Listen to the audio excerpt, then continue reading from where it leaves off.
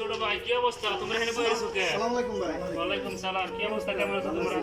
এই তো আলহামদুলিল্লাহ। তোমাদের সাথে পরীক্ষা, তোমরা এখানে বসে আছো কেন? পরীক্ষা দিবা না? জি ভাই, পরীক্ষা তো ওই 15 তারিখে, আজকে 11 তারিখ, আর 4 দিন পরে। হ্যাঁ। কিন্তু ভাই পড়াশোনা তো মনে করেন যে আর ভালো লাগে না, পড়াশোনা ভাবছি আর করবো না। কেন? পরীক্ষা দিলেই তো পাস। পরীক্ষা পরীক্ষা যে দিলে পাস প্রশ্নের মানে? উপরে হয়, প্রশ্ন যদি পাওয়া যায় তাহলে পড়াশোনা করে কি করব?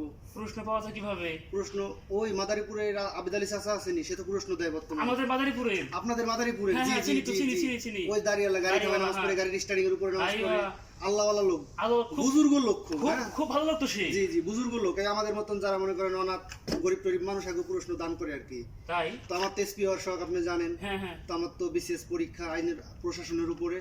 তা মনে করেন যে বাবা তো ইউরোপ কান্ট্রি থাকে, আপনি হ্যাঁ, জানি, জানেন। জানি, জানি, জানি। এখন হচ্ছে মনে করেন যে বাবা বলছে যে প্রশ্ন যত টাকা লাগে টাকা আমি দিব, তো পড়াশোনা করার দরকার নাই, তো শরীর নষ্ট হয়ে যাবে, এই জন্য পড়াশোনা করতেছি না, ঠিকঠাক মতো ঘুমাইতেছি আর খাইতেছি। হ্যাঁ। আর মনে করেন এই যে বন্ধুরা নিয়েছি ঘোরার জন্য, এখন মনে করেন এই জায়গাতে ঠিক করে সিগারেট বিড়ি খেয়ে রুমে যাবো, রুমে যে আবার আবিদ আলী চাচার সাথে কথা বলতে হবে, কারণ প্রশ্ন তো দরকার, প্রশ্ন আমার লাগবেই যেইভাবে হোক। এখন যদি না পড়ে পাশ করা যায় তাহলে পড়াশোনা করে কি করব? মানে এগুলি তো আপনি বলেন। একবারে ভালো না এগুলি। এগুলি তোমরা তোমাদের মতো ছেলেরা ঠিক মতো না, পড়াশোনা না। করবে। এখন যদি প্রশ্ন ফাঁস হয়ে এখন যায়, আমরা তো মেধাবী, আপনি জানেন। হ্যাঁ অবশ্যই। এখন যদি প্রশ্ন ফাঁস করে দেয়, যারা মনে করেন লাস্ট বেঞ্চের স্টুডেন্ট, তারাও তো পাশ করবে, ভালো রেজাল্ট করবে, হ্যাঁ, হ্যাঁ। তাহলে আমাদের মেধার সম্মানটা কোথায় রইলো? মেধার কোনো দাম থাকলো? আপনিই বলেন। না, না, না, না, না। তাহলে কেন আমরা পড়াশোনা করব? এখন ওদেরও যেই গতি আমাদেরও সেই গতি।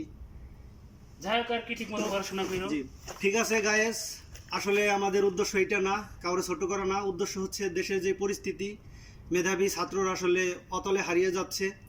তো কেউ আবেদ আলী চাচার ফান্দে পড়ে নিজের ভবিষ্যৎ নষ্ট করবেন না। আর সবার উদ্দেশ্যে একটা কথাই বলতে চাই, কেউ কখনো আসলে এই প্রশ্নের আশায় থাকবেন না।